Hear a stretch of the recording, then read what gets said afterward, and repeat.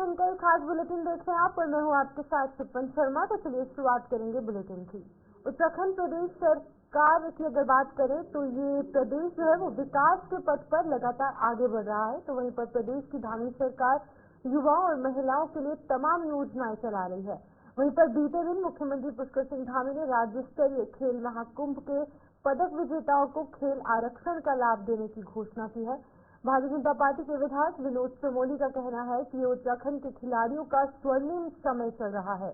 जब से मुख्यमंत्री पुष्कर सिंह धामी ने उत्तराखंड की कमान संभाली है, तब से सीएम युवाओं और महिलाओं के उत्थान के लिए लगातार कार्य कर रही है। फिर चाहे सरकारी नौकरी में आरक्षण हो या फिर सहकारिता विभाग की बात हो, सीएम धामी लगातार प्रदेश के युवाओं और महिलाओं के हित में काम कर रहे हैं, जिसकी मैं सराहना करता हूँ।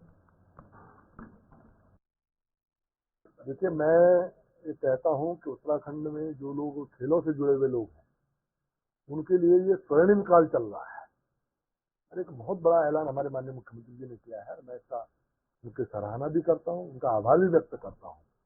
और मैं आने वाले जो भविष्य है खिलाड़ियों का, वो कहीं ना कहीं सुरक्षित हुआ है, ये बात मुझे इनके इस प्रयास से लगता है। क्योंकि जो 4% का आरक्षण, देखिए एक मुफ्त राशि आप देते हैं, वो कहीं ना कहीं आगे चल खर्च हो जाएगी, उसको पूरा जीवन नहीं मुनस्सर कर सकता। लेकिन जो आरक्षण की व्यवस्था है 4%, उस पर एक खिलाड़ी का पूरा जीवन चल सकता है।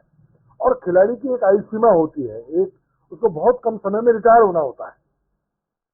तो बाकी का जीवन उसका, क्योंकि वो खेल में समय देता है, तो बाकी का जीवन उसका असुरक्षित सा रहता है। इसलिए आप देखते हो समय समय पे मीडिया में विषय आता है कि साहब गोल्ड मेडलधारी चाय बेच रहा है, या फलाने वो एक बड़े स्तर का खिलाड़ी जो है छोटे काम में लगा हुआ है। इस तरह के बहुत सारे आप सोशल मीडिया पे और तमाम मीडिया के माध्यम से हमको सुनने मिलती है। लेकिन ये जो आरक्षण की व्यवस्था हुई है, इससे बहुत बड़ा काम यहाँ पर ये हुआ है। इसके साथ साथ जो अग्निवीरों को हम एडजस्ट करने की बात कर रहे हैं, जो उस आयु में छूट देने की बात कर रहे हैं, उनको आगे उनके लिए 36 आरक्षण का हम प्रावधान कर रहे हैं। ये उत्तराखंड के युवाओं के लिए एक बहुत बड़ी सौगात है हमारी सरकार कर में है। उत्तराखंड सरकार ने बेटियों को बड़ी राहत दी है। शासन ने नंदा गौरा योजना के तहत 2024-25 के लिए आवेदन करने की तिथि को 30 नवंबर 2024 से बढ़ाकर अब 31 दिसंबर 2024 तक कर दी है, जिससे कि पात्र लाभार्थी अब नंदा गौरा योजना का लाभ लेने के लिए 31 दिसंबर तक आवेदन कर सकते हैं। इसे लेकर आदेश भी जारी कर दिए गए हैं। इस संबंध में आज जनता ने आवेदन आमंत्रण समय की अवधि बढ़ाए जाने का अनुरोध किया था, जिसके बाद की महिला सशक्तिकरण और बाल विकास मंत्री रेखा आर्य ने समय अवधि भरने के निर्देश दिए हैं। इसी क्रम में शैक्षिक स्तर 2023-24 में 12वीं उत्तीर्ण करने वाली बालिकाओं के आवेदन करने की तिथि 31 दिसंबर तक विस्तारित की गई है। बता दें कि इस विस्तारित तिथि में नए आवेदन 20 दिसंबर 2024 तक ही स्वीकार जो है वो किए गए हैं। नंदा गौरा योजना को लेकर लगातार लाभार्थियों के द्वारा भी और कुछ आवेदकों के द्वारा भी और जनप्रतिनिधियों के द्वारा भी यह कहा जा रहा था कि 30 नवंबर की आखिरी तिथि होने के कारण कई समय से जो है कई बालिकाएं जो है इसे भरने से चूक गई हैं, क्योंकि ये प्रक्रिया ऑनलाइन है। तो कुछ लोगों को इसमें दिक्कतें आई हैं, जिसके कारण से समय वृद्धि के लिए कहा गया और उनके अनुरोध को स्वीकार करते हुए 31 दिसंबर तक 1 महीने का जो है इसमें समय वृद्धि कर दी गई है, ताकि अधिक से अधिक आवेदन जो है वो 12वीं पास से हमारी बालिकाएं हैं वो कर पाए।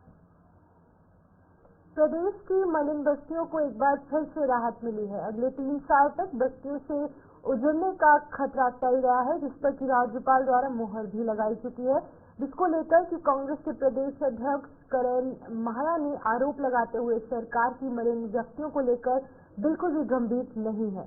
जिस तरीके से मलिन बस्तियों के नियमितीकरण को लेकर टालम टोल किया जा रहा है, अब वो 3 साल का समय और लिया गया है। ये केवल और केवल चुनावी फायदा लेने का फैसला है। जैसे मेरा ये कहना है कि जब पहले पूर्ववर्ती सरकारों ने ऑलरेडी इसमें कहा था कि हम ये करेंगे, तो इसको क्यों 3 साल के लिए टाला जा रहा है? 3 साल का कार्यकाल किसी को कोई राहत नहीं दे। मेरा मानना है सरकार ने कदम उठाते हुए उनको रेगुलराइज करना चाहिए। ये केवल निकाय चुनाव में लाभ लेने के लिए आप 3 साल का लटका रहे हो। एक आदमी को फांसी मिल जाए, उसको कहा जाए कि तेरी फांसी 10 दिन बढ़ा दी जाए, तो उसके लिए मौत है। उसको पता है यार आज मरना था, अभी 10 दिन बाद मरना है, वो 10 दिन और कष्ट में रहेगा। 3 साल ये जितने भी बस्ती वाले, इनके दिमाग में ये रहेगा 3 साल बाद फिर हम बेघर हो जाएंगे। तो सरकार अगर वाकई में सरकार की नीयत ठीक है तो इनके पक्ष में सीधे सीधे नियम बनाए और उनको रेगुलाइज करें।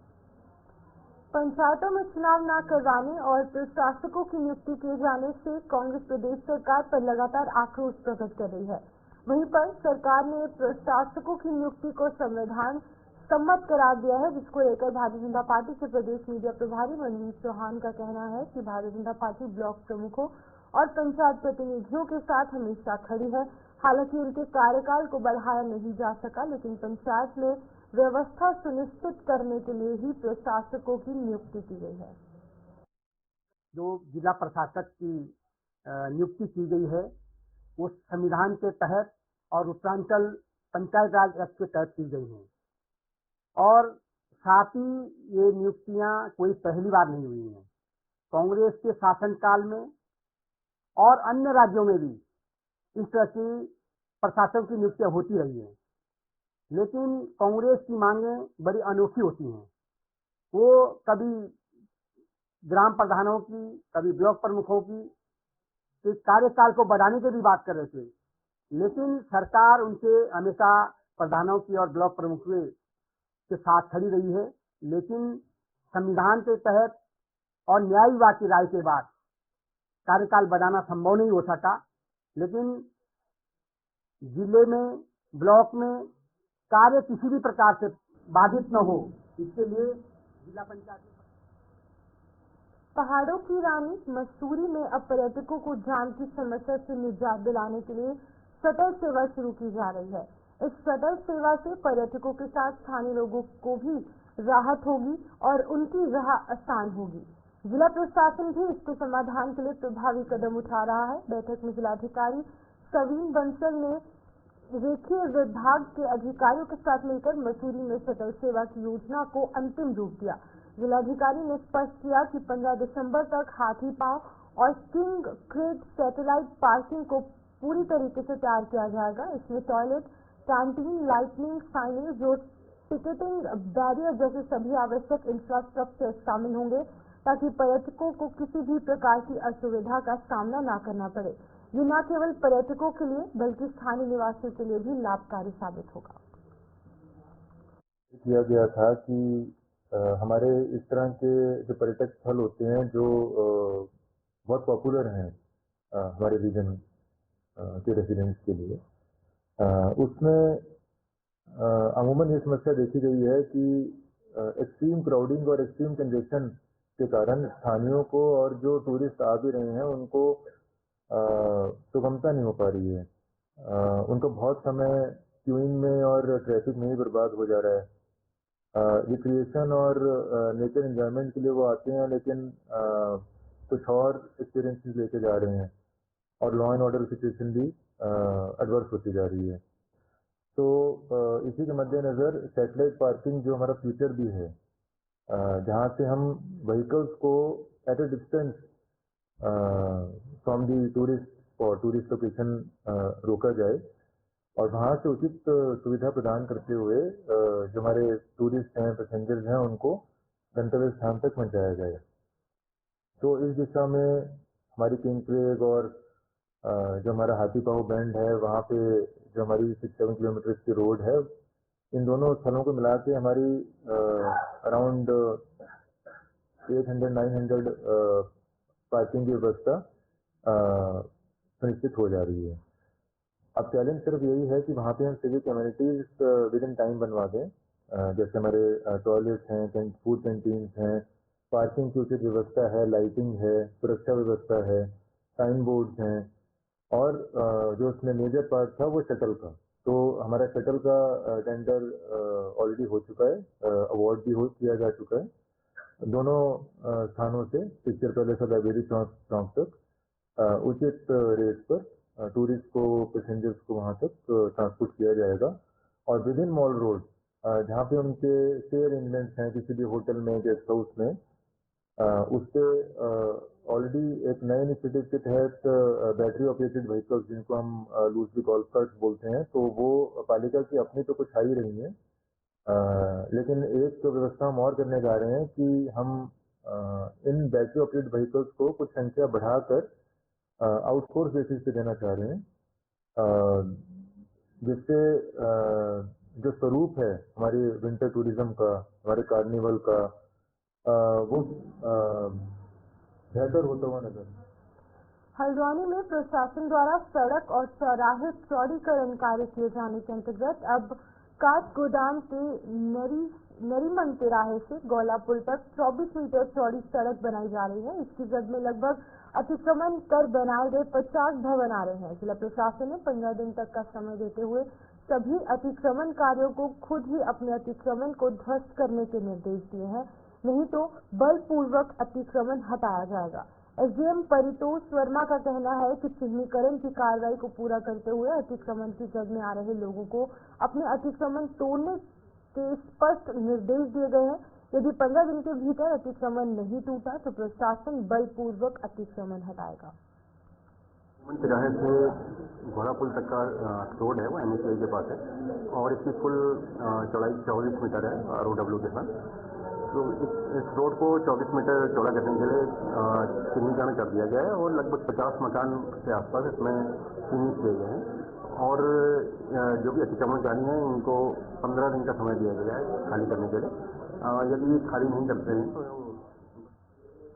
वहीं पिथौरागढ़ जनपद में क्षेत्रीय विधायक मयूख पहर द्वारा यहां पर लेलू स्पोर्ट्स कॉलेज पहुंचकर वहां पर चल रहे विकास कार्यों की जानकारी ली। इस दौरान उन्होंने कहा कि राष्ट्रीय ओलंपिक खेलों में पिथौरागढ़ को बॉक्सिंग का प्रतिनिधित्व मिला, पर लेलू स्टेडियम की वजह से, यहाँ पर लेलू स्पोर्ट्स कॉलेज की वजह से यहाँ पर निर्माणाधीन बॉक्सिंग रिंग, बॉक्सिंग हॉल, खिलाड़ियों, प्रशिक्षकों और निर्णायकों के लिए रुकने और अभ्यास करने की व्यवस्था की जानकारी ली है।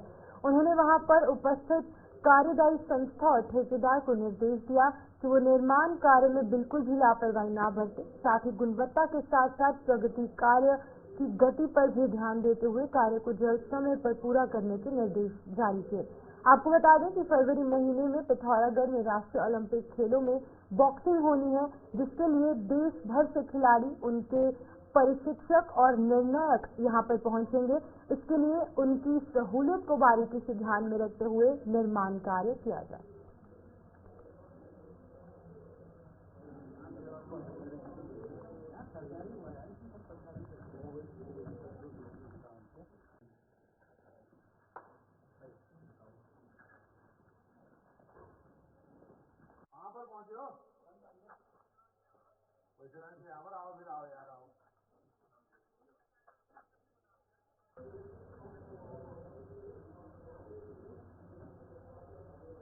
जिला पंचायत सदस्यों का कार्यकाल समाप्त होने के बाद अब जिला पंचायत अध्यक्षों को भी प्रशासक नियुक्त किया गया है। निवर्तमान जिला पंचायत अध्यक्ष अमरदेई शाह ने प्रशासक के रूप में पुनः कार्यभार ग्रहण किया। अमरदेई शाह ने प्रेस से मुखातिब होते हुए कहा कि जिला पंचायत अध्यक्ष रहते हुए उनके द्वारा ग्राम पंचायतों से लेकर केदारनाथ यात्रा के संचालन में बेहतर कार्य किए गए हैं। साथ ही जिला पंचायत की आय बढ़ाने को लेकर भी 5 वर्ष तक कार्य किया गया। निवर्तमान जिला पंचायत अध्यक्ष और अमरदेई शाह ने कहा है कि 5 वर्षों में केदारनाथ यात्रा से जिला पंचायत की आय बढ़ाई गई है। सोनप्रयाग पार्किंग से आज करीब 3 करोड़ तक की आय हो रही है। साथ ही केदारनाथ यात्रा मार्ग पर दुकानें जो है वो दंडी कंडी घोड़े संचालन से भी बेहतर आय प्रदान कर रही है। वहीं प्रशासन के रूप में भी आगे जनपद हित में विकास कार्य किए जाएंगे। देखिए कि सबसे पहले प्राथमिकता तो यही है कि जो हमारी माननीय सदस्यों की जो योजनाएं थी, जो उन्होंने हमारे माध्यम तक योजनाएं पहुंचाई थी, जो हमारे उन योजनाओं को हम पूरा करने का प्रयास करेंगे और आगे अभी हम देखते हैं कि इसमें क्या क्या होता है। जो हमारी योजनाएं हैं उन योजनाओं को पूर्ण करने का हम पूरा प्रयास करेंगे और जो नई योजनाएं हैं अभी उन पर हम काम करेंगे। जो आधा अधूरे काम थे, जो सपने थे, उनका पूरा करने का। वहीं पौड़ी में चारा उत्पादन और साइलेज प्रशिक्षण के तहत विशेषज्ञों ने रवायत सहकारिता को पशुओं के स्वास्थ्य बीमा और उन्नत किस्म के चारे की तकनीकी जानकारियां दी। पौड़ी ब्लॉक सभागार में यहाँ पर ग्राम उत्थान परियोजना की पहल पर 2 दिवसीय चारा उत्पादन और साइलेज प्रशिक्षण का उद्घाटन विधायक राजकुमार पौड़ी और सीडीओ गिरीश गुणवंत ने किया। बता दें कि उन्होंने समूहों की आजीविका को समृद्ध करने को लेकर प्रशिक्षण कार्यक्रम को जरूरी बताया। उन्होंने कहा कि विशेषज्ञों की ओर से बताई जा रही जानकारी के माध्यम से समूह दुधारू पशुओं की देखरेख और उन्हें पोषक आयुक्त आहार सही मात्रा में दे पाएंगे। वीट प्रबंधक कुलदीप सिंह बिष्ट ने कहा कि परियोजना के तहत प्रशिक्षण कार्यक्रम में संकेत और रवायत सहकारिता को चारा उत्पादन और साइलेज प्रशिक्षण में पशुपालन के साथ ही साइलेज चारा उत्पादन की जानकारियां भी दी जा रही है। पशु चिकित्सक आलोक खंडूरी ने पशुओं के बेहतर स्वास्थ्य को लेकर उन्हें संतुलित पोषाहार देने की बात कही। महिलाओं पर आधारित है और वास्तव में 2014 के बाद जब से सरकार भारतीय जनता पार्टी की पूरे देश में आई है, महिलाओं के प्रति और महिला किस तरह से काम करे, किस तरह से विकास की मुख्य धारा में जुड़े, इसके प्रति आदरणीय मोदी जी का और हमारे आदरणीय प्रधानमंत्री जी का एक सपना है और उस दिल्ली पे हमेशा काम किया जाता है। तो उसी तरह से आज ये कार्यक्रम रखा गया है कि चारा प्रशिक्षण, जो हम अपने पशुओं को चारा देते हैं, वो किस तरह का चारा हम पिछले दशकों में देते थे, पिछले वर्षों में देते थे, और आज हम किस तरह से चारा पशुओं को दें ताकि हमारी इनकम भी बढ़े, हमारा पशु भी स्वस्थ रहे और हमारा जो है विकास अधिक हो और हम अपने क्षेत्र के विकास की जोड़ी में जुड़ते रहें। हाँ, जो हमारा परियोजना है वीट परियोजना, उनके माध्यम से यहाँ पे पन्नगर में ट्रेनिंग दी गई है हमारे विशेषज्ञों को, और वही विशेषज्ञ आज यहाँ पे आके जो हमारे 2 फेडरेशन है CLF लेवल के, उनकी जो महिलाएं उनसे जुड़ी हुई हैं उनको यहाँ पे प्रशिक्षण दे रहे हैं। इस प्रशिक्षण का लाभ ये रहेगा कि जो भी हमारे ग्रामीण अंचलों में जो लोग रहते हैं, तो उनको जो डेयरी उत्पाद वो करते हैं, अपने पशुओं से जो डेयरी दूध, दही, घी की प्राप्ति करते हैं, तो उसको बढ़ाने के लिए उनको कैसे हम लोग पौष्टिक चारा उनको दे सकते हैं, साइलेज दे सकते हैं, उसके ऊपर ये प्रशिक्षण है। और साथ में उनको ये भी बताया जाएगा कि जो हमारे क्षेत्र में किस तरह के चारा वो अपने खेतों में उगा सकते हैं, और जो हमें नेचुरली जो चारे के पेड़ हमारे पास में है, चाहे भीमल है, बांज है, तो हम उनको कैसे दोहन करें जिससे कि पेड़ों को नुकसान भी न पहुंचे और हमें चारा भी पर्याप्त। उत्तराखंड के जौनपुर क्षेत्र में पहाड़ी दीपावली बग्वाली धूमधाम से मनाई गई, जिसमें की पहाड़ी पारंपरिक वेशभूषा के साथ महिलाओं और पुरुषों ने जमकर डांस किया और रस्सा खींच का त्योहार भी यहाँ पर हर्षोल्लास के साथ मनाया गया। जौनपुर के ग्राम तटोर में 4 दिन पूर्व से मनाते आ रहे पौराणिक समय से चली आ रही पहाड़ी दीपावली में ग्राम की जो महिलाएं हैं उन्होंने अपनी पारंपरिक वेशभूषा के साथ ढोल की थाप पर डांस किया। इस मौके पर ग्रामीणों ने घरों में विभिन्न प्रकार के पकवान बनाए, जिसमें कि स्वाले, पकौड़े और चूड़ा को विशेष तौर पर इस दीपावली का मुख्य प्रसाद दिया गया, जिसमें कि ग्रामीण एक दूसरे को अतिथि देवों की परंपरा के साथ घरों में बुलाकर दावत दी जाती है। इस त्योहार में सभी धनियों और बाहर नौकरी करने वाले अपने गांव आते हैं। वहीं पर धान को पहले गांव को युवा जंगल के बोवाई घास लेकर पंचती चौक में ढोल नगाड़े के साथ तैयार करते हैं। फिर शाम को बांदा को स्नान करने, प्राकृतिक जल स्रोत पानी में स्नान करने के बाद पूजा अर्चना के बाद सभी सामूहिक रूप से रात्रि को खींचते हैं। बता दें कि यहाँ पर इस बांध को शेषनाग देवता का प्रतीक माना जाता है। वहीं ग्रामीण ढोल की थाप पर रासो तांडी नृत्य कर देर रात तक जमकर जश्न भी मनाते हैं।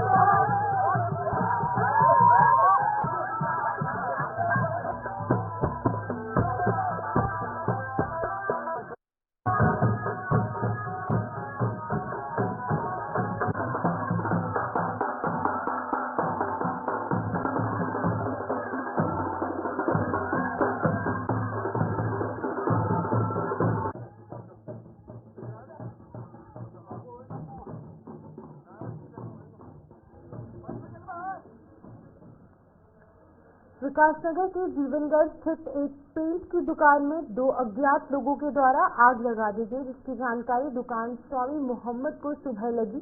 जिस समय वो अपनी दुकान खोलने पहुंचता है तो उसे अपनी दुकान के शटर पर कुछ काले काले धब्बे दिखाई दिए। वहीं उसने दुकान खोलकर देखा तो उसकी दुकान में आग लग गई थी, लेकिन किन्हीं कारणों की वजह से वो दुकान जो है वो आग पकड़ नहीं पाई। वहीं पर सीसीटीवी फुटेज में भी ये चीजें कैद हुई हैं, जिसको देखते हुए पुलिस ने आगे की जांच शुरू कर दी है। हुआ है सर, हम रात को तकरीबन 8 से 8:30 के बीच दुकान बंद करके अंदर चले गए। उसके बाद हम आराम का नवाना खा करके लेट गए। लेटने के बाद सो गए। सोने के बाद जो है ना सुबह नमाज पढ़ने के लिए उठे करीब 6:45 बजे। फिर हमने अपने मोबाइल पर देखा, हमारे किसी ने काले काले धब्बे के शटर पर देखा तो आग लगी। फिर हम अपने मोबाइल खोल कर देखा अपने कैमरों पर तो 2 लोग अज्ञात दिखाई पड़ रहे थे, जो मोटरसाइकिल से कालसी की तरफ से आए थे। कितने बजे का टाइम होगा ये? तकरीबन 10:55 का टाइम हमारा कैमरा दिखा रहा है।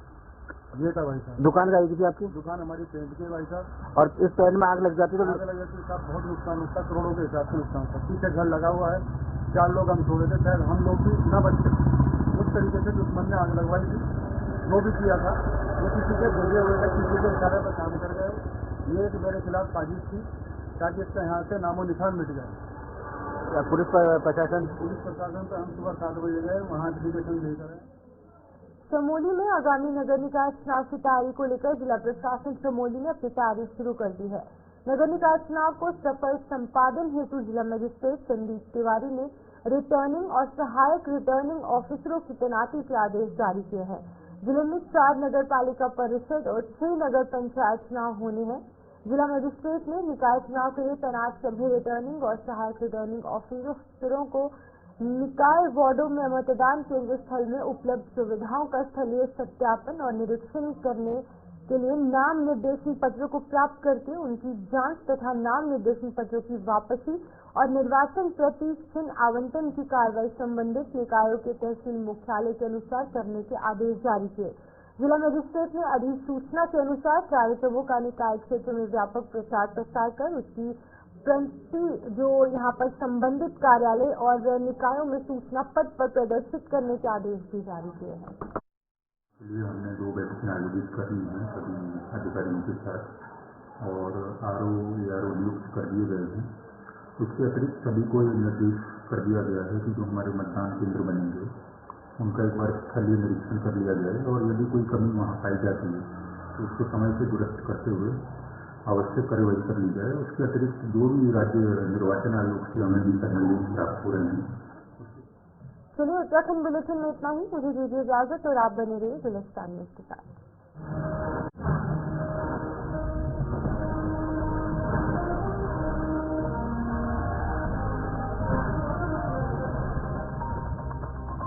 ये सब खा के मुंह फट जाए पर प्रेशर आने से कतराए। क्या हुआ? प्रेशर नहीं आता तो इसका प्रेशर आप मत लो, कायम चूर्ण लो। इसके प्राकृतिक तत्व दे आपको कब्ज से राहत एक ही रात में। कायम चूर्ण आपकी खुशियों का साथी।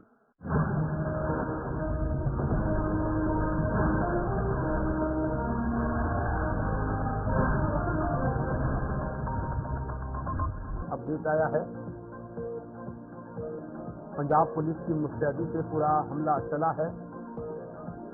पुलिस की चौकसी से हमले की साजिश को नाकाम किया गया।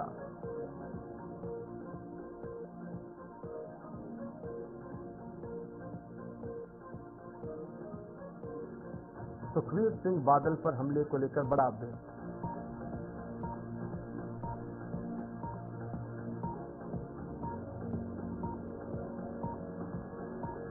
सुखबीर सिंह बादल के पास सिविल वर्दी में पुलिसकर्मी तैनात थे। बड़ी खबर आपको बता रहे हैं, सुखबीर सिंह बादल पर हमले में बड़ी अपडेट आई है। पंजाब पुलिस की मुस्तैदी से पूरा हमला चला है। पंजाब पुलिस की मुस्तैदी से हमला चला, पुलिस की चौकसी से हमले की साजिश नाकाम की गई। सुखबीर के पास सिविल वर्दी में तैनात थे पुलिसकर्मी।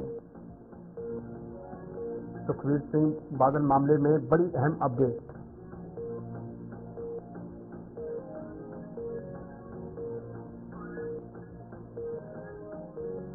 पुलिस की चौकसी से हमले की साजिश को नाकाम किया गया। आरोपी को हिरासत में लिया गया है। पूछताछ लगातार जारी है। तस्वीरें भी हम आपको दिखा रहे हैं जिस वक्त हमला किया गया।